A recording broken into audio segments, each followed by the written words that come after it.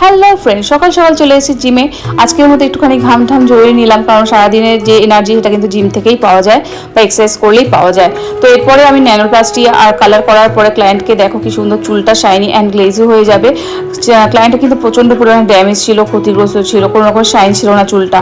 তো ইনস্ট্যান্ট কিন্তু এরকম রেজাল্ট হয়ে যাবে। যারা তোমরা ভাবছো যে ন্যানোপ্লাস্টিয়া করাবে, তারা কিন্তু ঝটপট করে চটপট করে নাও এই সার্ভিসটা।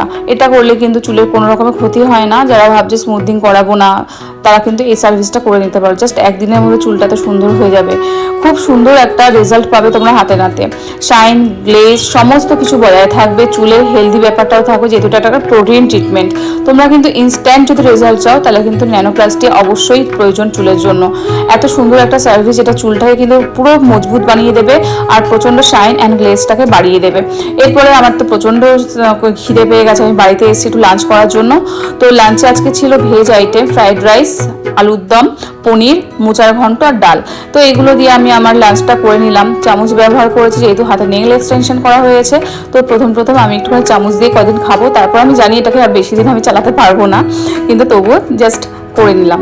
তো তারপরে সোজা খেয়ে ঠেয়ে পেটে এত খিদে ছিল, তো আমি তাড়াতাড়ি করে খেয়ে নিলাম। খেয়ে ঠেয়ে কিন্তু আজকে কিন্তু আমি চলে যাচ্ছি স্যালনে, কারণ আর যেহেতু উইন্টার সিজন এসে গেছে, তো ড্যান্ড্রাফের সমস্যা বাড়ে, সেই জন্য ড্যান্ড্রাফ ট্রিটমেন্ট নিজের কিন্তু করিয়ে নিয়েছি। এই জন্য ড্যান্ড্রাফ থেকে রেহাইও পাবো।